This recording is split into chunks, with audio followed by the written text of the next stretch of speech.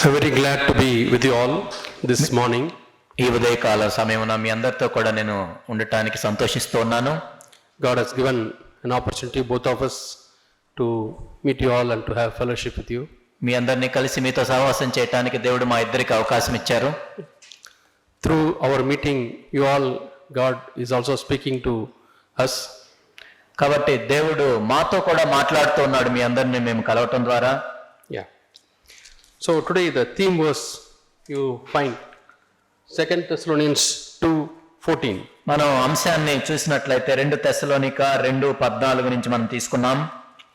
2 Thessalonians 2:14. తెస్సలోనికలకు రాసిన 2వ పత్రిక 2వ అధ్యాయం 14వ వచనం. It was for this he called you through a gospel, that you may gain the glory of our Lord Jesus Christ. ఆయన మా సువార్త వలన మిమ్మల్ని పిలిచెను, కాబట్టి మీరు క్రీస్తు యొక్క మహిమను సంపాదించుకోవాలని. It was for this he has called us. దీనికోసమే ప్రభు పిలిచాడు. That is, Paul is giving an emphasis. ఇక్కడ పౌలు ఎంతో నొక్కి చెప్తూ ఉన్నాడు. And in what background he is telling this? ఇక్కడ ఏ సందర్భంలో ఆయన చెప్తున్నాడని మనం చూసినట్లయితే, Yeah, if you read the previous 11th verse, 11వ వచనాన్ని మనం for చదివినట్లయితే, this reason God will send upon them a deluding influence, so that they will believe what is false. ఇందుచేత సత్యమును నమ్మక దుర్నీతి యందు అభిలాష గల వారందరూ శిక్షా విధి పొందుటకై అబద్ధమును నమ్మునట్లు మోసము చేయ శక్తిని దేవుడు వారికి పంపుచున్నాడు. So any gospel which does not make you gain the glory of Christ is false. ఒకవేళ ఏ సువార్త అయితే క్రీస్తు యొక్క మహిమను మనల్ని పొందకుండా చేస్తుందో అది తప్పుడు సువార్త. Yeah. The gospel should transform us into the glory of Jesus Christ. సువార్త ఏం చేయాలంటే క్రీస్తు యొక్క మహిమను మనం పొందేటట్లు మనల్ని రూపాంతరపరచాలి. Today's Christian world is fully engaged in how can we receive these earthly blessings. ఈనాడు క్రైస్తవ లోకాన్ని మనం చూసినట్లయితే భూ సంబంధమైన ఆశీర్వాదాలను మనం ఎలా పొందాలని చూస్తున్నారు. That's a false gospel according to this light. దీని ప్రకారం మనం చూసినట్లయితే అది తప్పుడు సువార్త. Because the worldly blessings means there are many people who have billions of dollars they are owning. ఈ లోకంలో మనం చూసినట్లయితే ఆశీర్వాదం అంటే ఎంతో మంది లోకానుసారులు బిలియన్స్ ఆఫ్ డాలర్స్ ఉన్నాయి వాళ్ళకి. But they have not transformed into the glory of Christ. కానీ క్రీస్తు యొక్క మహిమను వాళ్ళు చూసేవారుగా లేరు. So our goal is to gain the glory of Christ. కాబట్టి మన లక్ష్యం ఏంటంటే క్రీస్తు యొక్క మహిమను మనం సంపాదించుకోవాలి. This word glory is coming throughout the Bible. ఇక్కడ మహిమ అనే పదాన్ని మనం చూసినట్లయితే బైబిల్ అంతట్లో అది వస్తూ ఉంటుంది. See, language has got some limitations. భాషకి కొన్ని పరిమితులు ఉంటాయి. I met a brother who is in Bihar. He is from Germany. బీహార్లో ఒక సహోదరుడు నేను కలిశాను. ఆయన జర్మనీ నుంచి వచ్చారు. And he is an engineer in Volkswagen. Volkswagen అనే కంపెనీలో ఆయన ఇంజనీర్గా పనిచేస్తున్నారు. But now doing training believers, students in Bihar. విశ్వాసులని అక్కడ విద్యార్థుల మధ్య ఆయన బీహార్లో పనిచేస్తూ ఉన్నాడు. I was asking him, why you people insist that we should learn German language to study in Germany? ఎందుకు మేము జర్మనీకి వచ్చినప్పుడు జర్మనీ భాష చదవాలని మీరు అంతగా పట్టుబడతారని అడిగాను వాళ్ళు. He was telling one example. ఆయన ఒక ఉదాహరణ చెప్పాడు. He showed a chair, plastic chair like this. ఒక ప్లాస్టిక్ చైర్ని చూపించి, There is one word in English. ఇంగ్లీష్లో ఒక మాట ఉంది దానికి, Design this chair. ఈ చైర్ని డిజైన్ చేయండి అంటానికి. That means what will you do? What will you understand? నీకేం అర్థం అవుతుంది? The design means how it looks. అంటే ఒక డిజైన్ అంటే అసలు ఎలా కనపడాలి, అది It can indicate the shape. అది ఏ షేప్ లో ఉండాలి. At the same time, it can indicate the structure. దాని స్ట్రక్చర్ కూడా అది తెలియజేస్తుంది. How strong it is. అంటే ఎంత బలంగా అది ఉండాలి. Design a building. బిల్డింగ్ ని డిజైన్ చేయటం అంటే That means both its strength and also its look. అంటే అది ఎలా కనపడాలి, ఎంత బలంగా ఉండాలి. People say, is my design good? నా డిజైన్ బాగుందా అని అడుగుతారు. So only one word is there in English. ఇంగ్లీష్లో అయితే డిజైన్ అంటే ఒకటే మాట ఉంది దానికి. But in German, there are many words. జర్మనీలో అనేక పదాలు ఉన్నాయి దానికి. For designing the shape, there is one word. Shape ని పరిమాణం కనపడాలంటే ఒక మాట. For designing the structure and strength, there's another word. దాని బలాన్ని తెలియజేయాలంటే ఇంకో మాట. So they say, with the German language, we can really teach and make people understand what is what. కాబట్టి Germany భాషలో అయితే అసలు మాకేం కావాలని మేము కోరుకుంటున్నామో తెలియజేయచ్చు. For which English language has got a limitation. English భాషలో పరిమితులు ఉంటాయి దానికి. And because of the limitation, English language has borrowed so many words from other languages. English భాషలో అనే పదాలు లేవు కాబట్టి ప్రతి భాష నుంచి కొన్ని పదాలు తీసుకున్నారు. See, for example, PhD, somebody is studying. ఉదాహరణ PhD చదువుకుంటున్నారు అనుకోండి. What is PhD? PhD అంటే ఏంటి? Doctor of Philosophy. Doctor of philosophy. What is philosophy? Philosophy అంటే ఏంటి? It is two Greek word. అది గ్రీక్ భాష. అది Phileo means love. ఫిలియో అంటే ప్రేమ. Sophie means wisdom. సోఫీ అంటే జ్ఞానం. So love for wisdom is philosophy. అంటే జ్ఞానాన్ని ప్రేమించడమే philosophy. English doesn't have a word for that. ఇంగ్లీష్కి ఏ మాట లేదు దానికి. Psychology. Psychology. Psycho means a Greek word. Psycho means a Greek word. అది Soul. ప్రాణము. Yeah. Logos, logical. లోగోస్ అంటే లాజిక్. Study about it. దాని గురించి చదవటం, శాస్త్రం అని. So in the same way, in English, only one word is there, glory. English లో మహిమ, glory అని ఒకటే మాట ఉంది. So many times people may misunderstand. అనేక సార్లు దాన్ని అపార్థం చేసుకుంటారు. You say 2 Thessalonians 2:14 to somebody 2 తెస్సలోనికీ 2:14 మీరు చెప్తే, who doesn't know discipleship, ఇక్కడ శిష్యత్వం గురించి తెలియకపోతే, who doesn't know what is transformation, ఇక్కడ రూపాంతరం చెందటం అంటే తెలియకపోతే, who doesn't know the truth that we should become like Jesus Christ. యేసు ప్రభువులే మనం మార్పు చెందాలనే సత్యం తెలియకపోతే, When you say this verse, ఈ మాట చెప్పినప్పుడు, oh, how proud he is, he's going to take the glory of Christ. ఇదేంటి ఈ క్రీస్తు యొక్క మహిమను పొందాలనుకుంటున్నాడు, ఎంత గర్విష్ఠేన అనుకుంటారు. He may say that glory is only for Jesus. ఇక్కడ మహిమ అంటే అది ప్రభువుకే చెందింది కదా. And in the back of his mind, he says that life is only for Jesus. తనేమనుకుంటా అంటే అది కేవలం ప్రభువుకి చెందింది మాత్రమే, Not for us. మన గురించి కాదు అది. So better don't try. అసలు దాని గురించి ఆలోచించొద్దు. If somebody preaches, ఎవరైనా దాన్ని బోధించినట్లయితే, they say they are preaching some different truth. ఇది తప్పుడు ఏదో సత్యాన్ని చెప్తున్నారు వీళ్ళు They అంటారు. say this is cultism ఇది కల్ట్ కి సంబంధించిన వాళ్ళు or అంటారు. wrong doctrine. తప్పుడు సిద్ధాంతాన్ని బోధిస్తున్నారు Or అంటారు. they say super holiness. లేకపోతే ఇదేదో అతి పరిశుద్ధులు. Because there's one word, glory, which has got different meaning. ఎందుకంటే గ్లోరీ అనే ఒక మాటకి అనేక అర్థాలు ఉంటాయి. If you look into the Bible for the Hebrew word used for this glory, బైబిల్లో మనం చూసినట్లయితే ఈ గ్లోరీ అనే మాటకి హీబ్రూలో ఏం రాశారు? that is in the Old Testament. పాత నిబంధనలో There is one word, kavod. K-A-V-O-D. Kavod. కవోడ్. Yeah. The meaning is, again, it is a figurative meaning. అంటే అది కూడా దానికి ఒక రూపకాలంకారంగా చెప్పబడింది. Honor. ఘనత. Yeah. Divine honor. దైవికమైన ఘనత. The splendor. ఆయన యొక్క తేజస్సు. Yeah. It is most commonly used in the Old Testament. పాత నిబంధనలో చూసినట్లయితే ఆ విధంగా వాడబడింది. For example, Psalm 19:1. కీర్తనలు 19:1 మనం చూసినట్లయితే This word is used. ఈ మాట వాడబడింది. You may forget about this word. ఈ మాటను మీరు మర్చిపోవచ్చు. Heavens declare the glory of God. ఇక్కడ ఆకాశములు దేవుని యొక్క మహిమను తెలియజేస్తున్నాయి. For that glory, this covered word is used. కాబట్టి కవర్డ్ అనే మాట ఆ మహిమ గురించి రాయబడింది. Yeah, in Ezekiel also 33:18, the same word is used. హెచ్కేల్ 33:18 కూడా ఇదే మాట రాయబడింది. There's another Hebrew word. అది ఇంకొక హీబ్రూ మాట, అది Hadar. Hadar. హడార్. Yeah. That means majestic appearance of God. అంటే దేవుని యొక్క మహిమా స్వరూపం. And this word also used in the place where a king comes in his glory. ఒక రాజు తన వైభవంతో వస్తున్నప్పుడు రాయబడిన మాట. A glorious apparel. అది ఎంతో వైభవంగా ఘనంగా వస్తున్న మాట అది. Yeah. This word is used. ఈ మాట రాయబడింది. Third word, మూడో మాట Tiferet. T-I-F-E-R-E-T. Tiferet. టిఫరెట్. Yeah. That means beauty. Beauty. Yeah. అది సౌందర్యం. Adorning, decoration. అక్కడ అలంకరణ. Divine glory and human glory. అక్కడ దైవికమైన మహిమ, మానవునికి ఉన్న మహిమ. Yeah. That word is found in Isaiah chapter 4 and verse 2. యెషయా 4:2 రాయబడిన మాట.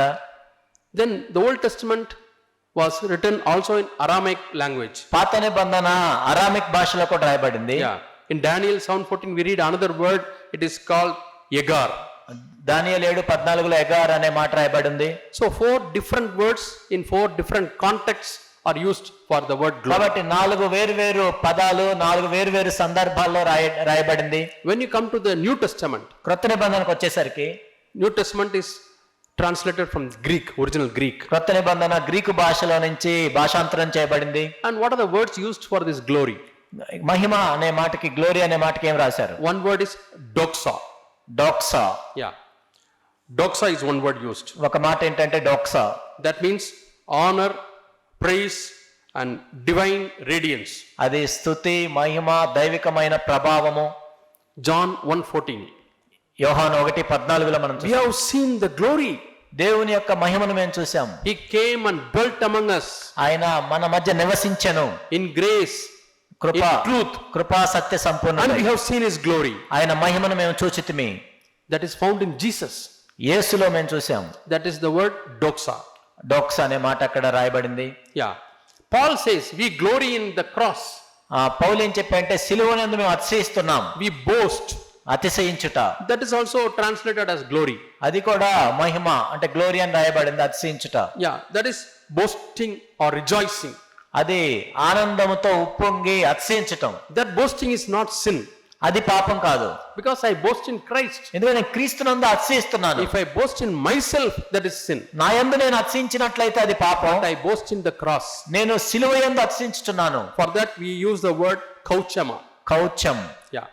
And again the same covered word is also used in the Greek. Greek భాషలో కవర్డ్ అనే మాట మళ్ళా రాయబడింది. Yeah. So we forget about all those things. అవన్నీ మనం మర్చిపోదాం. And primarily 2 words are used extensively in the Bible. బైబిల్లో అనేక సార్లు రాయబడిన 2 మాటలు ఏంటంటే Covered. Covered. Yeah. It is KOVAD. KOVAD. Covered. Covered. Yeah. More than 200 times it comes. దాదాపు 200 సార్లు పైగా రాయబడింది. Divine presence. అది దేవుని సన్నిధి. Another word used is Shekinah. ఇంకోటి షెకీనా. Shekinah glory. షెకీనా Mahima. That is only indicating the presence of God. అది దేవుని యొక్క సన్నిధి తెలియజేయడానికి రాయబడిన The Solomon's temple, the cloud filled the temple. సొలొమోను దేవాలయంలో మనం చూసినట్లయితే దేవుని యొక్క సన్నిధి నిలిచింది. The tabernacle, the most holy place, Shekinah glory was there. That is the presence of God. ప్రత్యక్ష గుడారంలో అతి పరిశుద్ధ స్థలంలో మనం చూసినట్లయితే దేవుని యొక్క సన్నిధి అక్కడ ఉంటుంది షెకీనా మహిమతో. Holy, holy, holy is God Almighty. పరిశుద్ధుడు, పరిశుద్ధుడు, పరిశుద్ధుడు. Yeah, same word is used. అదే మాట రాయబడి ఉంది. We read that in Isaiah chapter 6 and verse 3. యెషయా 6:3లో కూడా అదే చూస్తాం. And we are now looking at this one word doxa. డోక్సా అనే ఒక మాటను మనం చూస్తున్నాం. Because this theme refers to doxa. ఎందుకంటే ఈ అంశం అనేది డోక్సా అనే రాయబడిన మహిమ గురించి చెప్పడం We జరిగింది. read that in John chapter 1 and verse 14. యోహాను 1:14లో ఈ మాటను మనం చూస్తాం. Yeah, John chapter 1 and verse 14. యోహాను 1:14. And the word became flesh and dwelt among us, and we saw his glory, glory as of the only begotten from the Father, full of grace and truth. ఆ వాక్యము శరీరధారి అయి కృపా సత్య సంపూర్ణంగా మన మధ్య నివసించిన తండ్రి వలన కలిగిన అద్వితీయ కుమారుని మహిమ వలె మనం ఆయన మహిమను కనుగొంటిమి. See, God has a character.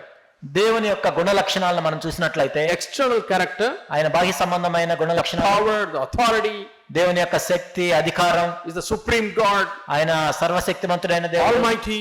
ఆయన ఎంతో సర్వశక్తిమంతుడు.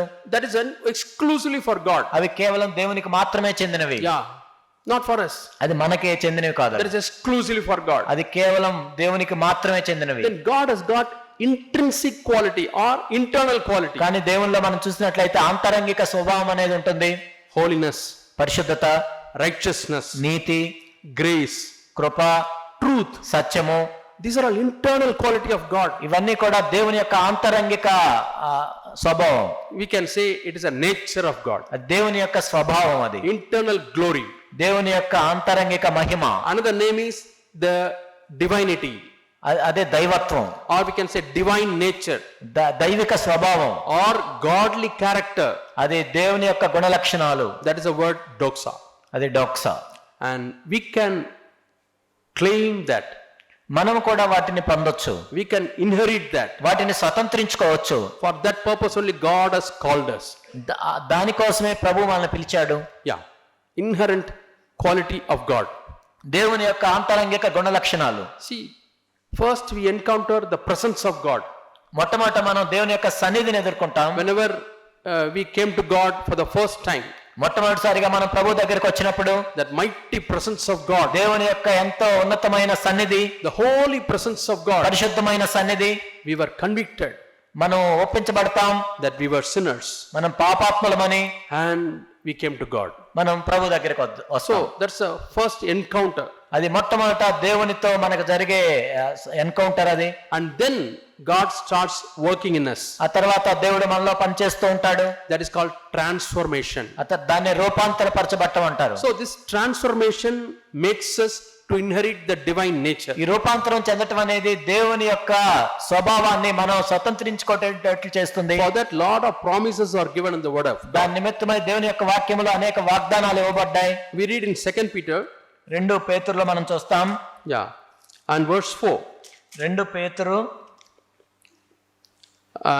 2 Peter chapter 1. 2 పేతురు 1వ అధ్యాయం. The third verse starts like this. His divine power has granted to us everything pertaining to life and godliness.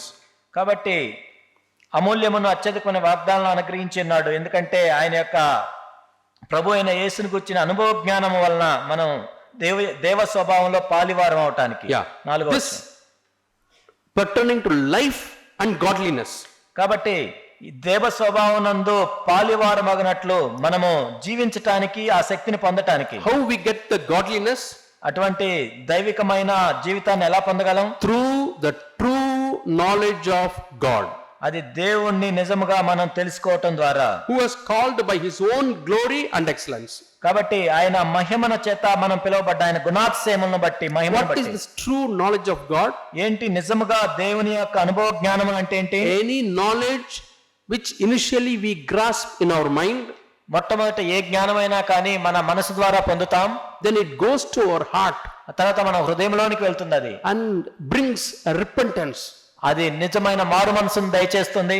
In other words, brings a change in our attitude, మన వైఖరిలో మార్పును తీసుకొస్తుంది. brings a change in our word, deed, మన మాటలను, క్రియలను మార్పు చేస్తుంది. and my life is changed. ఆ తర్వాత నా జీవితం మార్చబడుతుంది. That is the true knowledge of God. అది నిజమైన దేవుని అనుభవ జ్ఞానముగా తెలుసుకోవటం. So we read John chapter 17 and verse 3. యోహాను 17:3లో మనం చూస్తాం. What do we read there? అక్కడ ఏం చదువుతాం? John 17 and verse 3. యోహాను సువార్త 17వ అధ్యాయం 3వ వచనం. This is eternal life, that they may know you, the only true God, and Jesus Christ, whom you have sent. అద్వితీయ సత్య దేవుడు అయిన నిన్నును నీవు పంపిన యేసుక్రీస్తును ఎరుగుటే నిత్య జీవము. So knowing God and eternal life, both are referred in this verse. ఇక్కడ దేవుణ్ణి ఎరగటము, నిత్య జీవము. So the true knowledge of God, true knowing of God brings me eternal life. దేవుణ్ణి నిజంగా ఎరగటం ద్వారా నాలో నిత్య జీవం అనేది కలుగుతుంది. That is, the true knowledge of God brings in me a change. నిజముగా నేను దేవుణ్ణి తెలుసుకున్నట్లయితే నాలో మార్పు అనేది కలుగుతుంది. The change is called a transformation. ఆ మార్పుని రూపాంతరపరచబడటం అంటారు. We are transformed in our mind. మన మనస్సు నూతన మొగట వలన రూపాంతరం చెందుతుంది. We read in Romans chapter 12 and verse 2. రోమా 12:2లో దీన్నే మనం చూస్తాం. Do not be conformed to this world, but be transformed by the renewing of your mind, so that you may prove what the will of God is, that which is good, acceptable and perfect. మీరు ఈ లోక మర్యాదను అనుసరింపక ఉత్తమమును, అనుకూలమును, సంపూర్ణమైన దేవుని చిత్తమేదో పరీక్షించి తెలుసుకున్నట్లు మీ మనస్సు మారి నూతన మొగట వలన రూపాంతరం పొందుడి. Be transformed by the renewing of your mind. కాబట్టి మీ మనస్సు మారటం వలన, నూతన మొగటం వలన రూపాంతరం పొందుడి. How the renewing of your mind takes place? ఎలా నూతనం అవుతుంది మన మనస్సు? By knowing God.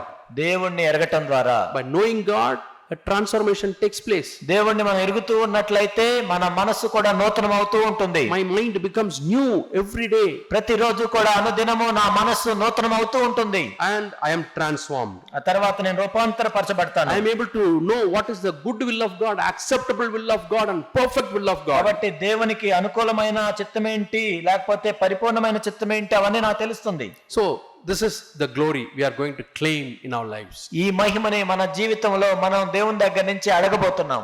Gaining the glory of Christ. క్రీస్తు మహిమను సంపాదించుకోవటం. What they have seen in Jesus.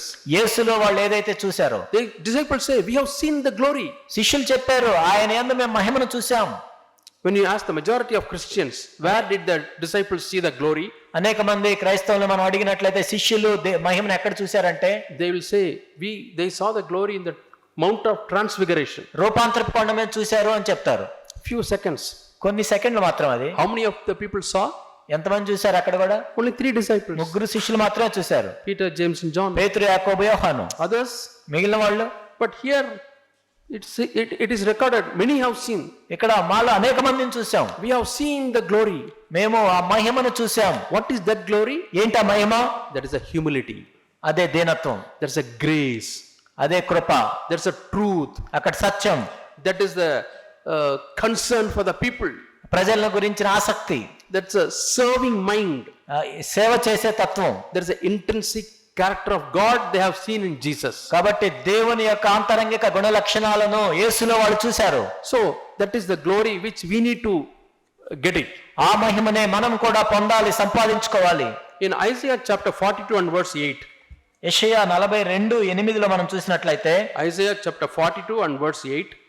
యెషయా గ్రంథం 42:8. Yeah. See, at the face, when people read, they may say that Bible is contradictory. మొట్టమొదటి వాళ్ళు చదివినప్పుడు ఏమనుకుంటారంటే, బైబిల్ ఏంటి ఒకదాంతో ఒకటి సరిగా కలవట్లేదు అనుకుంటారు. The middle of that verse. మధ్యలో ఈ విధంగా ఉంది. I will not give my glory to another. నా మహిమను నేను ఇతరులకు ఇచ్చేవాడను కాను. It's very clear. ఎంతో స్పష్టంగా ఉంది. I will not give my glory to another. నేను నా మహిమను ఎవరికి ఇవ్వను. So, according to this, nobody can receive that glory. దీని ప్రకారం చూసినట్లయితే దేవుని మహిమను ఎవరు పొందలేరు. There's another verse in John chapter 17 and verse 22. యోహాను 17:22 మనం చూసినట్లయితే, Yeah. What does it say? John 17 and verse 22. యోహాను 17:22. The glory which you have given me, I have given to them, that they may be one just as we are one. మనము ఏకమై ఉన్నలాగున వారిని ఏకమై ఉండవలనని నీవు నాకు అనుగ్రహించిన మహిమను నేను వారికి ఇచ్చి తిని. Yeah. And 23rd verse. 23వ వచనం. That they may be perfected in unity.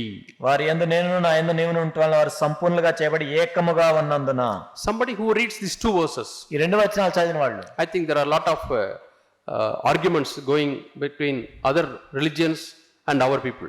చాలా డిబేట్లు జరుగుతూ ఉంటాయి. వేరే మతాలతో మన క్రైస్తవులు ఏవో డిబేట్లు పెడతా ఉంటారు. They say Bible is contradictory. వాళ్ళు బైబిల్ ఒక చాట ఎలా ఉంది, ఇంకో చాట ఎలా ఉంది, అసంబంధంగా ఉంది. Somebody comes to you నీ దగ్గరికి ఎవరైనా వచ్చి, and as you take Isaiah 42:8, యెషయా 42:8 చూడు, what God says, అక్కడ దేవుడు ఏం చెప్పాడు? I will not give my glory to anyone. నేను నా మహిమను ఎవరికి ఇచ్చేవాడిని కాను. Take John 17:22. యోహాను 17:22 తీయండి. What do we read? అక్కడే ఉంది, I am giving the glory to them. నేను నా మహిమను వారికి ఇచ్చి తిని. Why it is contradictory? ఏంటి ఇది అసంబద్ధంగా ఉంది? So what is going to be your answer? ఏంటి నువ్వేమని జవాబు చెప్తావు? Oh, I never knew that. అయ్యో నాకు తెలియదే ఇది. I will ask somebody and tell. నేను ఎవరన్నా అడిగి చెప్తాను. We become weak.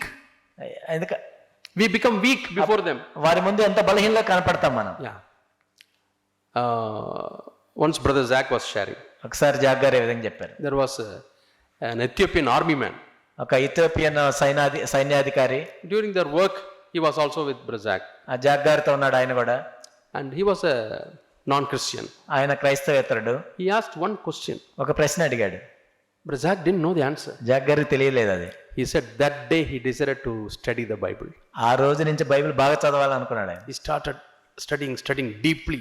చదివి లోతుగా చదువుతున్నాడు. Because Bible says, and Peter, if anybody asks question, you should be able to answer gracefully. కాబట్టి పేతురులో ఉంది, మిమ్మల్ని ప్రశ్నించి వారిని సాత్వికంతో మీరు సమాధానం చెప్పగలగాలి. That's why we have to be careful that our younger generation know the word of God. అందుకే మన యవ్వనస్తులకు బైబిల్ తెలియాలని మనం చూసుకోవాలి. In Psalm 78 we read how God cares for the next generation. కీర్తనలు 78లో మనం చూస్తాము రాబోయే తరం కోసం దేవుడు ఎలా చూస్తున్నాడు. Teach them. వారికి బోధించాలి మనం. While you sit, teach them. కూర్చొని బోధించాలి. You are all sitting, I am teaching you. ఇప్పుడు మీరు కూర్చున్నప్పుడు నేను బోధిస్తున్నాను. When you go to bed, teach them. వారు పడుకునేటప్పుడు బోధించాలి. When you walk, teach them. నడిచేటప్పుడు బోధించాలి. So whatever you do, don't forget to teach. కాబట్టి నువ్వేం చేసినా కానీ బోధించడం మర్చిపోవద్దు. Because in Judges we read. ఎందుకంటే న్యాయాధిపతుల్లో మనం చూస్తాం. Judges we read a verse. ఈ న్యాయాధిపతుల్లో ఒక మాట ఉంటుంది, A very sad verse. ఎంత విచారకరమైన మాట ఇది. Chapter 2 and verse 10. 2:10 న్యాయాధిపతులు 2:10. Judges, you know where the book of Judges is? న్యాయాధిపతులు 2:10. Yeah. Judges chapter 2 and verse 10. న్యాయాధిపతులు 2:10. All that generation also were gathered to their fathers, and there arose another generation after them, who did not know the Lord, nor yet the work which he had done for Israel. ఆ తరం వారందరూ తమ పితరుల యొద్దకు చేర్చబడిరి. వారి తర్వాత యెహోవానైనను ఆయన ఇశ్రాయేలు కొరకు చేసిన కార్యములను ఎరుగని తరం ఒకటి పుట్టగా. Somebody comes to one person. ఒక వ్యక్తి దగ్గరికి వచ్చారు. Which country you belong to? మీరు ఏ దేశానికి సంబంధించిన వాళ్ళు? I am an Israelite. నేను ఇశ్రాయేలు వాడిని. What's the name of your God? మీ దేవుని పేరేంటి? I don't know. నాకు తెలియదండి అంటాడు. There's a condition of the people. అది ప్రజల యొక్క పరిస్థితి అప్పుడు. Tell something God has done when you were in Egypt. కాబట్టి ఐగుప్తులో మీ పితరులు ఉన్నప్పుడు ఏమైనా చేశాడా దేవుడు చెప్పండి. I don't know. నాకేం తెలియదు. How you got delivered from Egypt? ఐగుప్తు నుంచి మీరు ఎలా విడిపించబడ్డారు? I don't know. నాకు తెలియదు. Which sea was split? ఏంటి ఏ సముద్రం చేల్చబడింది? I don't know. నాకు తెలియదు. Why do you celebrate Passover? ఎందుకు పస్కానే ఎందుకు మీరు జరుపుకుంటారు? I don't know. నాకేం తెలియదు. That is the condition at that time. అప్పుడున్న పరిస్థితి. Because their parents failed to teach them. ఎందుకంటే వాళ్ళ తల్లిదండ్రులు పిల్లలకి బోధించలేదు. So it is like a big chain. ఇది ఒక పెద్ద చైన్ లాంటిది. One chain, ఒక chain. another they teach the next generation. తర్వాత తరానికి బోధిస్తారు. Another link formed. ఆ తర్వాత లింక్ They వస్తుంది. teach their children. వాళ్ళ పిల్లలకి ఇంకోటి, Another link formed. ఇంకో లింక్ వస్తుంది. Like that, big links were there. అలా లింకులు ఉంటాయి ఒకదానికి. And at some point, ఒకనొక క్షణంలో the parents did not teach their children.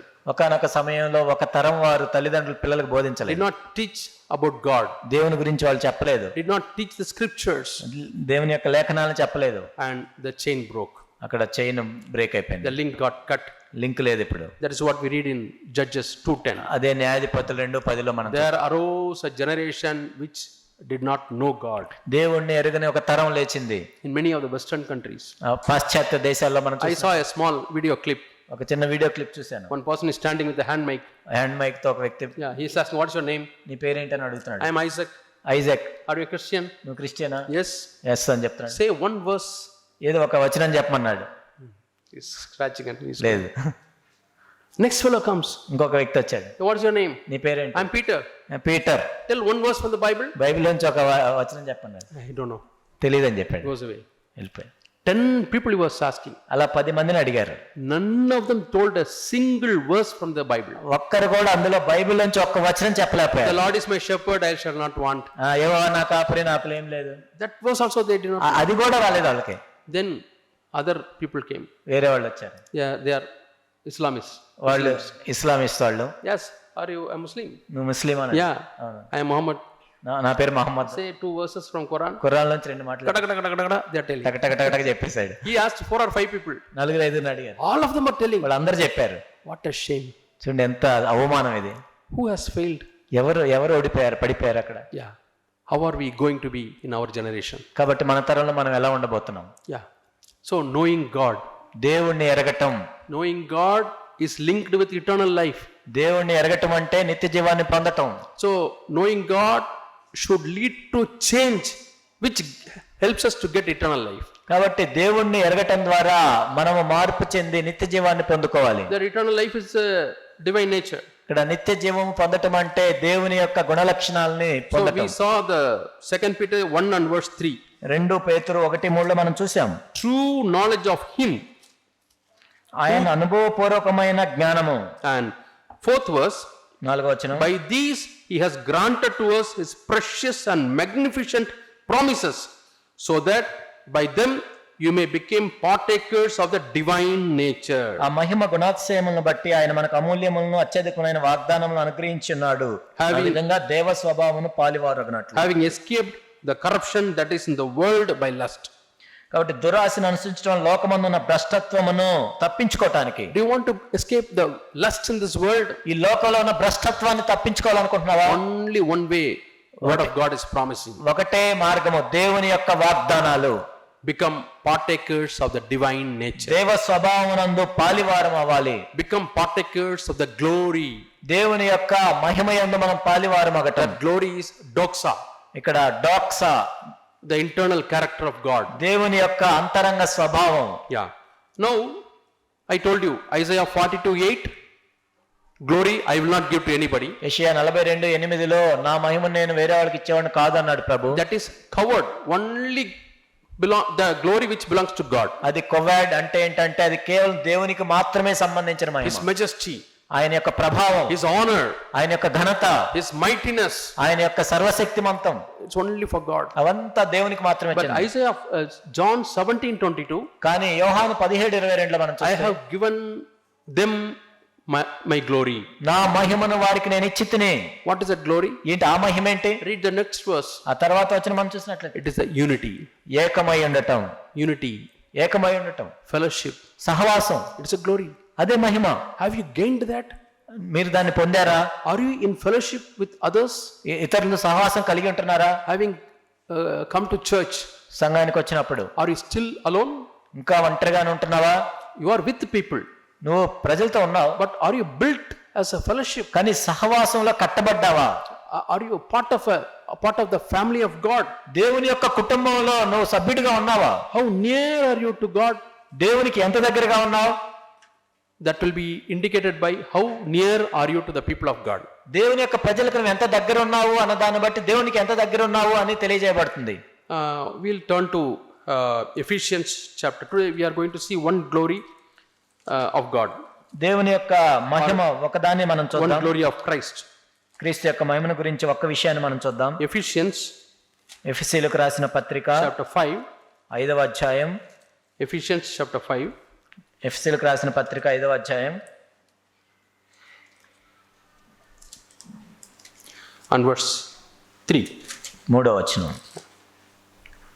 No, I'll read from first verse. Therefore be imitators of God as beloved children, and walk in love, just as Christ also loved you and gave himself up for us, an offering and a sacrifice to God as a fragrant aroma. కావున మీరు ప్రియులైన పిల్లల వల్లే దేవుని పోలి నడుచుకోండి. క్రీస్తు మిమ్మల్ని ప్రేమించి పరిమళ వాసనగా ఉండటకు మన కొరకు తను తాను దేవునికి అర్పణగా బలిగాను అప్పగించుకొను. అలాగనే మీరును ప్రేమ కలిగి నడుచుకొనుడి. Yeah. In my Bible, the title given for this chapter is Imitators of God, దేవుణ్ణి అనుసరించే వారిగా ఉండండి, or becoming like God, అంటే దేవుని వలె ఉండండి, becoming like Christ, క్రీస్తును పోలి ఉండండి, gaining the glory of Christ. క్రీస్తు యొక్క మహిమను సంపాదించుకోండి. And the second verse says, రెండో వచనం ఏం చెప్తుందంటే, in order to be imitators of God, మీరు దేవుణ్ణి పోలి నడుచుకోవాలంటే walk in love. ప్రేమలో నడుచుకోనండి, ప్రేమ కలిగి నడుచుకోనండి. How to walk in love? ప్రేమ కలిగి ఎలా నడుచుకోవాలి? By offering ourselves as a sacrifice to God, as a sweet aroma. మనల్ని మనము దేవునికి అర్పణగా బలిగా పరిమళ వాసనగా ఉండటానికి అర్పించుకోవాలి. Without offering ourselves as a fragrant aroma, we cannot walk in love. మనల్ని మనం దేవునికి పరిమళ వాసనగా ఉండటానికి అప్పగించుకోకుండా మనం ప్రేమ కలిగి నడుచుకోలేము. Yeah.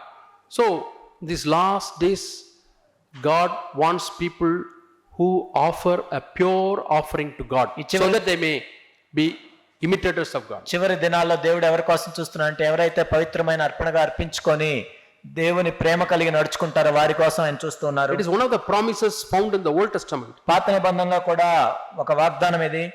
Yeah, we read in Malachi chapter 1 and verse 11. మలాకి 1:11 మనం చూసినట్లయితే, Malachi chapter 1 and verse 11. మలాకి 1:11. Yeah. From the rising of the sun even to its setting, my name will be great among the nations, and in every place incense is going to be offered to my name, and a grain offering that is pure. For my name will be great among the nations, says the Lord of hosts.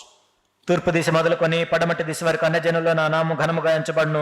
సకల స్థలముల్లో ధూపమును పవిత్రమైన అర్పణను అర్పింపబడును. అన్ని జనుల్లో నా నామము ఘనముగా ఎంచబడుచున్నదని సైన్యములకు అధిపతియగు యెహోవా సెలవిచ్చుచున్నాడు. Yeah. From the rising of the sun తూర్పు దిశ మొదలుకొని to the going down, పడమటి దిశ వరకు, including Hyderabad. హైదరాబాద్ కూడా ఉంటుంది అందులో. Because in Hyderabad also you can see sunrise, మీకు హైదరాబాద్ లో కూడా తూర్పు సూర్యుడు ఉదయించటం, sun appears and goes down. సూర్యుడు అస్తమించటం అనేది ఉంటుంది. See how God has put that word చూడండి దేవుడు ఎలా పెట్టాడండి. from the rising of the sun to the going down. సూర్యోదయం మొదలుకొని సూర్యాస్తమయం వరకు In every place, ప్రతి చోట, yeah, every place, ప్రతి చోట సకల స్థలముల్లో a pure offering will be offered. పవిత్రమైన అర్పణము అర్పించబడును. There are many people who offer offerings. చాలా మంది అర్పిస్తారు. Go to Gentile functions, అన్యుల ఫంక్షన్స్ కి మనం వెళ్తే, religious functions, మతానుసారమైన function, they give lot of offerings. వాళ్ళు కూడా ఎన్నో అర్పణలు అర్పిస్తారు. So many crores of people, rupees they give. ఎన్నో కోట్ల రూపాయలు వాళ్ళు అర్పిస్తుంటారు. So many items they give. ఎన్నో ఐటమ్స్ ఇస్తారు. But is it from a pure life? కానీ అది పవిత్రమైన అర్పణేనా, పవిత్రమైన జీవితం నుంచి వచ్చిందేనా? No, it is not a pure offering. అది పవిత్రమైన అర్పణ కాదు. Abel offered, ఏబేలు కూడా అర్పించాడు, Cain offered, కయీను కూడా అర్పించాడు. which was pure?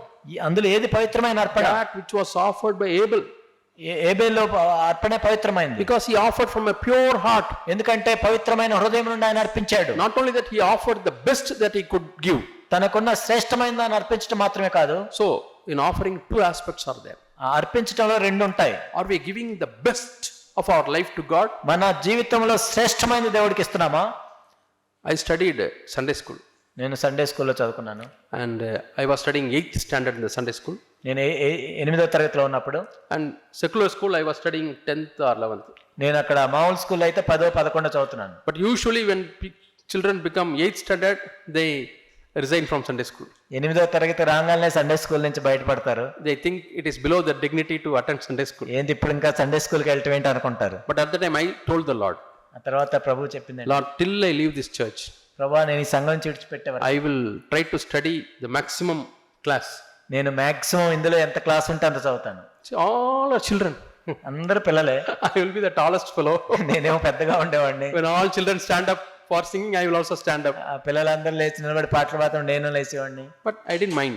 కానీ నేనేం పట్టించుకోలేదు. Sometimes you have to stand up and say memory verse.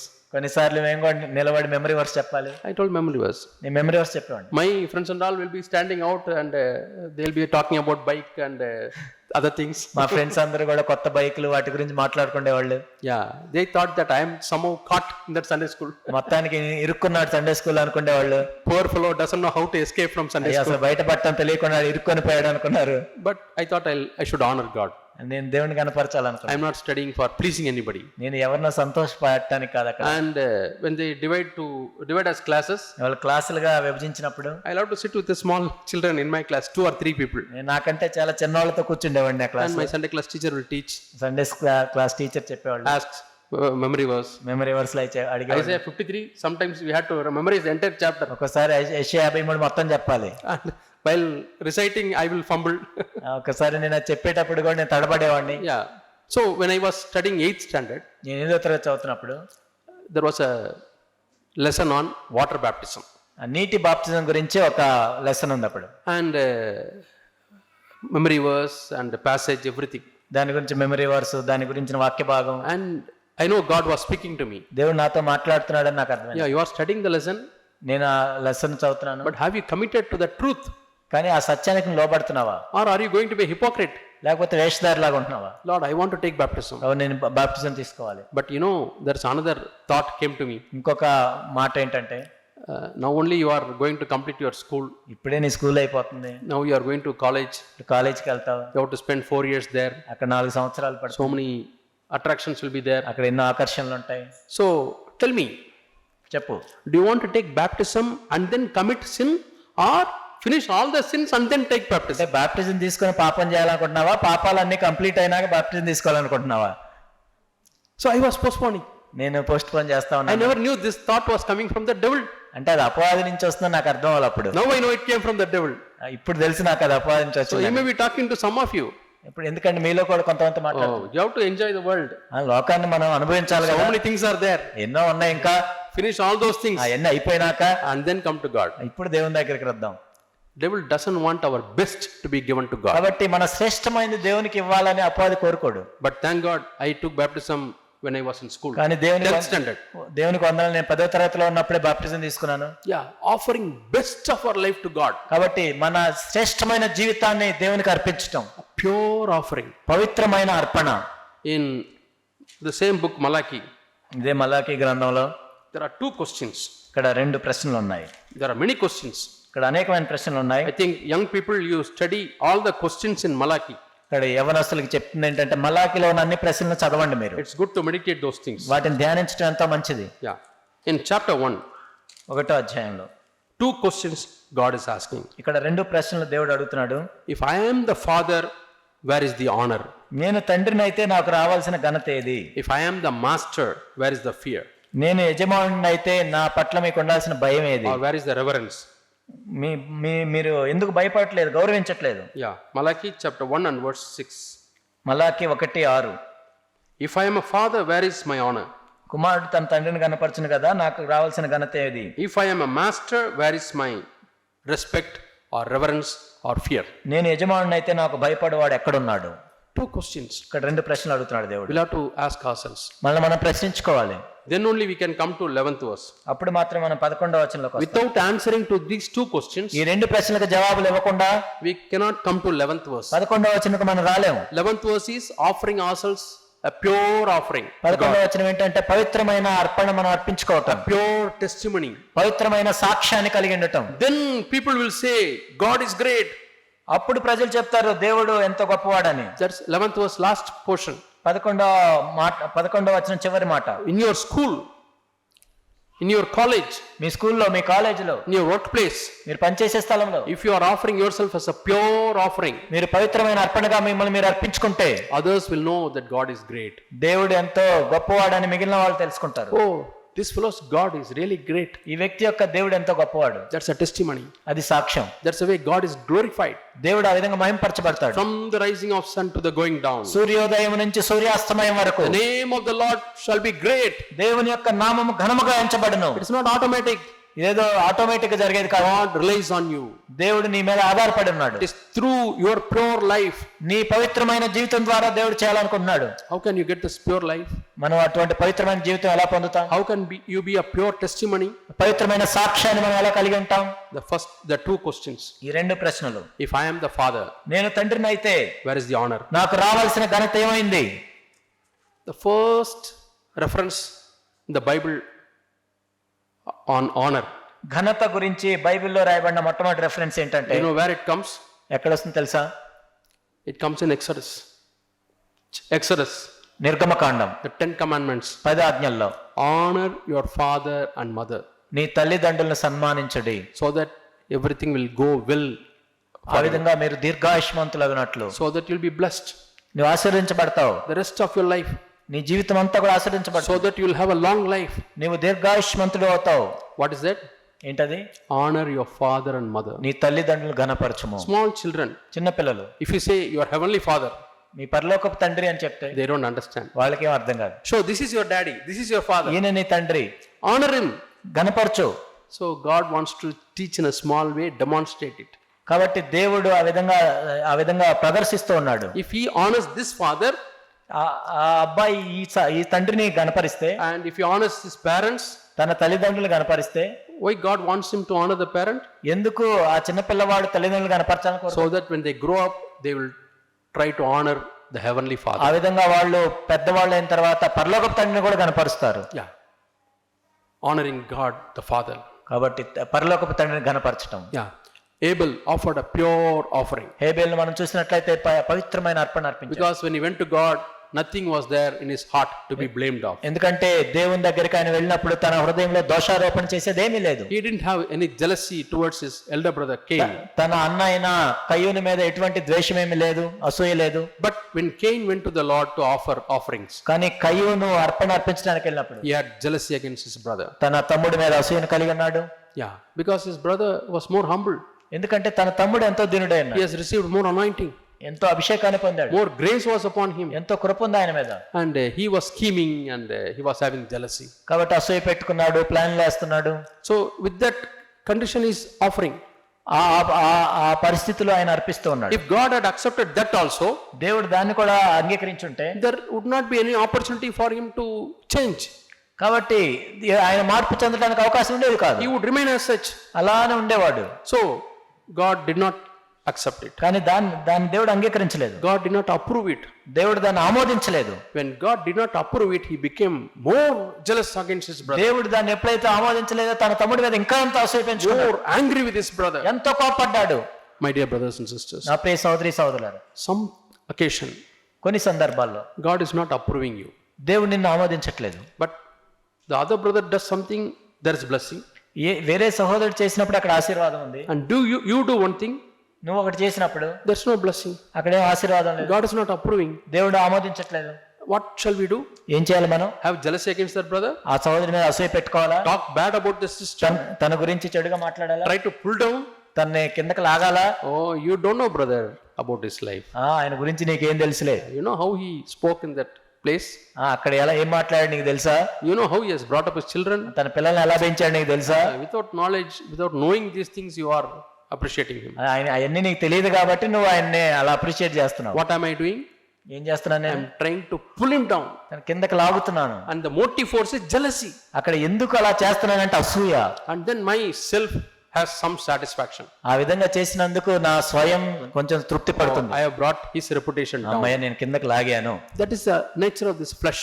అది ఈ శరీరంలో ఉండే స్వభావం అది. And immediately I allowed to crucify it, వెంటనే దాన్ని సిలువ వేయాలి.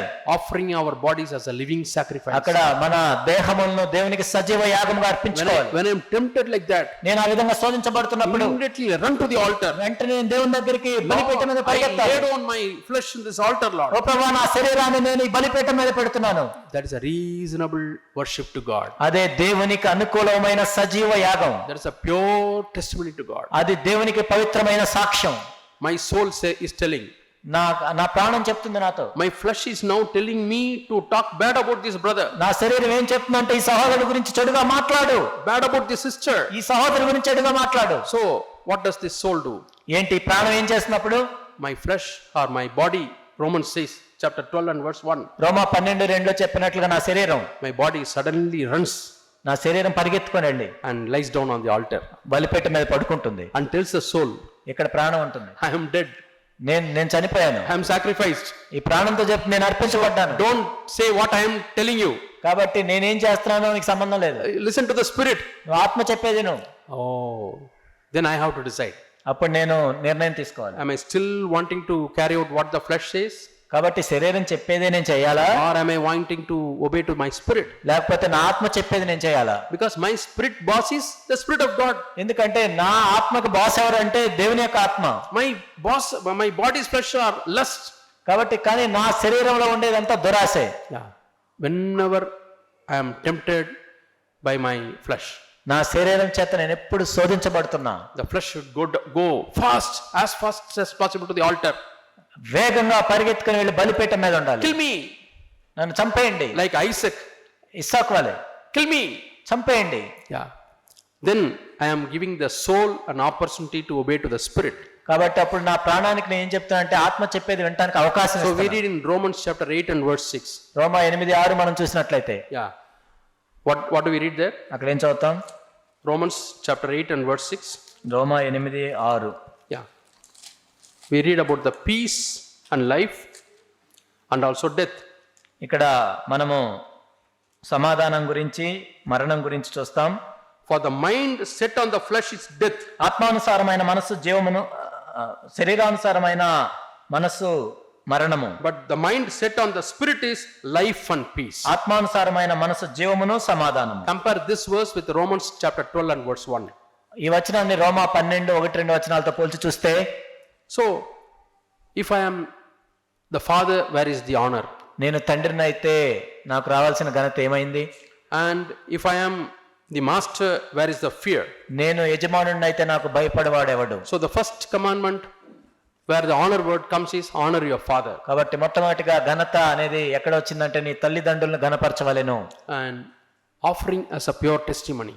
నేను పవిత్రమైన సాక్ష్యముగా నన్ను నేను అర్పించుకోవాలి. Psalm 19:14. కీర్తనలు 19:14. Let the words of my mouth and the meditations of my heart be acceptable in thy presence. నా నోటి మాటలు నా హృదయ ధ్యానములు నీ దృష్టికి అంగీకారములుగా ఉండును గాక. Be acceptable in thy sight, O God. ఓ దేవా నీ దృష్టికి అవి అంగీకారములుగా ఉండును గాక. I was going to a CSI Sunday school. నేను సిఎస్ఐ సండే స్కూల్కి వెళ్తున్నప్పుడు, because for some time my parents were not going to any church. ఎందుకంటే కొంత సమయము నా తల్లిదండ్రులు ఏ సంఘానికి వెళ్ళటం లేదు. And in the CSI Sunday school, my teacher taught this verse సిఎస్ఐలో ఉన్న సండే స్కూల్ టీచర్ నాకు ఇది బోధించారు. and asked me to memorize that word. దాన్ని జ్ఞాపకం పెట్టుకోమని చెప్పారు. Psalm 19, the last verse. కీర్తనలు 19 చివరి మాట, Let the words of my mouth నా నోటి మాటలు and the meditations of my నా heart హృదయ ధ్యానములు be acceptable in thy sight, O God. నీ దృష్టికి అంగీకారములుగా ఉండును గాక ఓ దేవా. Memorize this verse.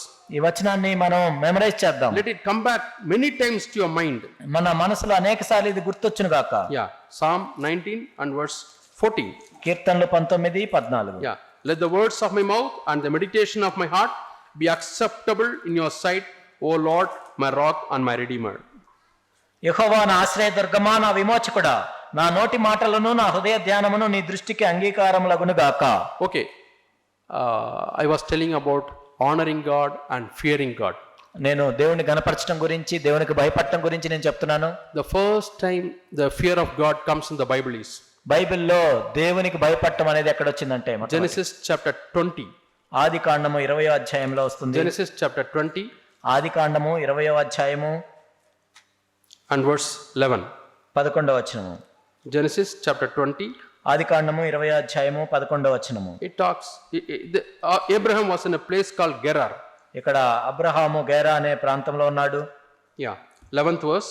11వ వచనం. Abraham said, because I thought surely there is no fear of God in this place and they will kill me because of my wife. ఈ స్థలమందు దేవుని భయం ఏమాత్రము లేదు కనుక నా భార్య నిమిత్తం నన్ను చంపుదురు అనుకుని చేసితిని. Why they will kill his wife? ఎందుకు తన భార్యను చంపుతారు? Why they will kill Abraham? అబ్రహామును ఎందుకు చంపుతారు? Because they want to grab Abraham's wife. ఎందుకంటే తన భార్యను తీసుకోవటానికి. Even now it is happening. ఇప్పుడు కూడా అదే అవుతుంది Many places. అనేక చోట్ల. In one of the churches, కొన్ని సంఘాల్లో born again people were there. తిరిగి జన్మించిన వాళ్ళు ఉన్నారు. And one of my students was attending that church. నా స్టూడెంట్స్ లో ఒకరు అక్కడ అటెండ్ అవుతున్నారు. After completing his BE, he started a business. BE అయిపోయిన తర్వాత వ్యాపారం ప్రారంభించాడు. Business was flourishing. ఆ బిజినెస్ ఎంతో వృద్ధి చెందుతుంది. So he bought a house ఒక ఇల్లు కొన్నాడు. and built a swimming pool in the house. అందులో స్విమ్మింగ్ పూల్ కట్టుకున్నాడు. And he has started many businesses. అనేక వ్యాపారాలు మొదలు పెట్టాడు. And his close friend, both were attending the church. తనకెంతో ప్రాణ స్నేహితుడు, ఇద్దరు కూడా ఒకే సంఘానికి వెళ్తున్నారు. And he was also helping them. ఇద్దరు సహాయం చేసుకుంటున్నారు. And one fine morning, ఒకనొక రోజు they all wanted to go to Ooty. వాళ్ళు ఊటీ వెళ్దాం అనుకున్నారు. And the boy said, okay, I will service my car and come. నా కార్ సర్వీసింగ్ చేసుకొని వస్తానన్నారు. And he went and he never came. ఆయన వెళ్ళాడు కానీ రాలేదు. So his mother and wife, they kept on calling him. ఇక్కడ తల్లి భార్య phone చేస్తున్నారు. First ring was going. Ring వెళ్తుంది. After that switched off. ఆ తర్వాత స్విచ్ ఆఫ్ వస్తుంది. Mother got an intuition, something has happened. ఏదో జరిగి ఉండొచ్చు అని తల్లి అనుకుంటుంది. And they went and inquired. వాళ్ళు వెళ్ళి అడుగుతూ ఉన్నారు. And the service fellow said he left some 1 hour back. ఆ సర్వీసింగ్ వ్యక్తి ఏమనంటే గంట క్రితం అయిపోయి వెళ్ళాడు అన్నారు. Where did he go? ఎక్కడికి వెళ్ళాడు? Immediately mother called his friend. తన ఫ్రెండ్కి ఫోన్ చేసింది. Friend came running. ఫ్రెండ్ పరిగెత్తుకుంటూ వచ్చాడు. What happened, ma? Said, tell me. అమ్మా ఏమైంది? Son is not found. నా కొడుకు కనపట్లేదు. Oh, we'll search. మేము వెతుకుతా ఉన్నాడు. He hired a car. Car తీసుకున్నాడు. 3 more cars they hired. 3 కార్లు తీసుకున్నారు. Started running in different places. అటు ఇటు వెతుకుతూ ఉన్నారు. And this guy and another guy, they were sitting. ఈ వ్యక్తి ఇంకొక వ్యక్తి కూర్చున్నారు. Where is the body? Did you find anything anywhere? Where are you? ఎక్కడ కనపడ్డారా అని ఏదో అడుగుతూ ఉన్నాడు. And they were searching for 2 or 3 hours. 2-3 గంటలు వెతుకుతూ ఉన్నారు. Suddenly from one call came. ఒక ఫోన్ వచ్చింది. We found a body. అక్కడ బాడీని కనుగొన్నాం. Near the river side. అక్కడ నది దగ్గర. And his face suddenly became different. ఈయన మారిపోయాడు. The other fellow noted. ఇంకో వ్యక్తికి అర్థమైంది. Because he didn't expect. ఎందుకంటే ఈయన అనుకోలేదు అలా అయిద్దని. Then he went and told the police. They got the body. వాళ్ళు బాడీని పట్టుకున్నారు. With all injuries everywhere. ఎన్నో గాయాలయ్యాయి. Very sad. ఎంతో విచారకరం. And police, somebody told the friend might be the reason. పోలీసులకు ఎవరో చెప్పారు ఇతనే కారణమై ఉంటాడని. Yeah, he was called. పిలిచారు. And you know how they treat you in the police station. పోలీసులు ఎలా చెప్పిస్తారో తెలుసు మనకి. Yeah, this side and that side he was beaten. వాళ్ళు అటు కొట్టి ఇటు కొట్టి. Without bearing unable to bear the pain. ఆ నొప్పి భరించలేక. He confessed, I only arranged for the killing. నేనే చంపమని చెప్పానని ఒప్పుకున్నాడు. Because he wanted to take his wife. ఎందుకంటే తన భార్యను పొందటానికి, And he wanted to take the entire property. ఆస్తి మొత్తం పొందటానికి. He is so-called believer. ఆయన కూడా విశ్వాసి అని చెప్పుకుంటున్నాడు. And some 2 or 3 weeks before, 2-3 వారాల క్రితం there was a big meeting. పెద్ద మీటింగ్ జరుగుతుంది. And he was called to the stage. Stage మీద పిలిచారు. And the minister appreciated him. Pastor appreciated him. ఆ పాస్టర్ గారు ఆయన అభినందించాడు. They said he has spent lot of money for this conference. ఈ conference కి చాలా డబ్బులు ఇచ్చాడేనా? He has sponsored the generator. ఆ జనరేటర్ అయినా ఇచ్చాడు. He sponsored this and that. అది ఇచ్చాడు, ఇది ఇచ్చాడు. What happened? ఏమైన తర్వాత Killing. I'm afraid they will kill me.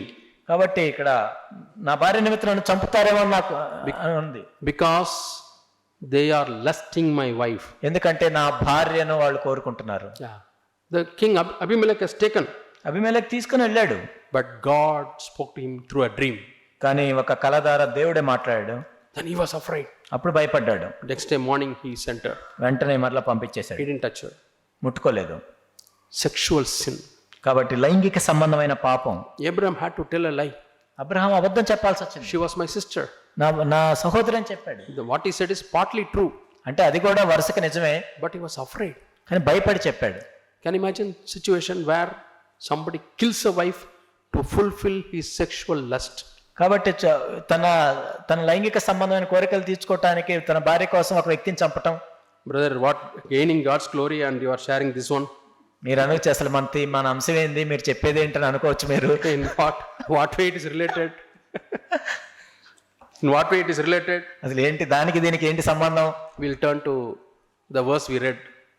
Ephesians chapter 5. ఎఫెసీ 5 మనం చూసాం, మరలా ఒకసారి చూద్దాం. Second verse we read, walk in love. కాబట్టి ప్రేమ కలిగి నడుచుకోవటం. What's the third verse? 3వ వచనం ఏంటి? But immorality and any impurity or greed must not even be named among you. మీలో జారత్వమే గాని ఏ విధమైన అపవిత్రతే గాని లోభత్వమే వీటి పేరైనా ఎత్తకూడదు.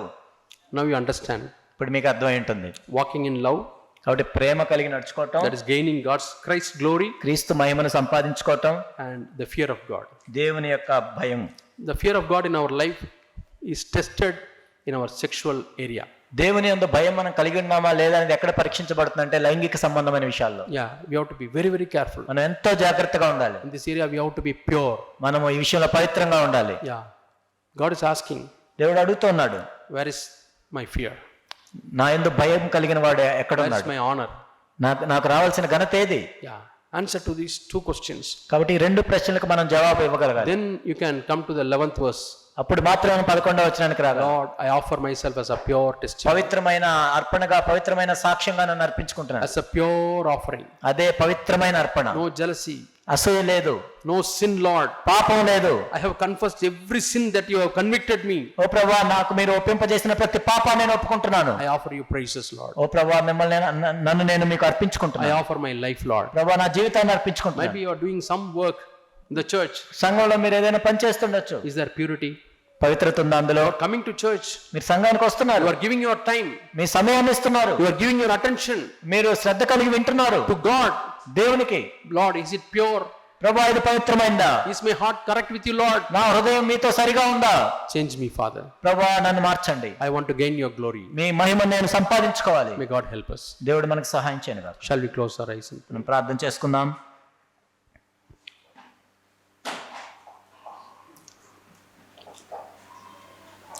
Walking in love ప్రేమ కలిగి నడుచుకోవటం is possible only when we offer up as a pure offering, as an aroma to God.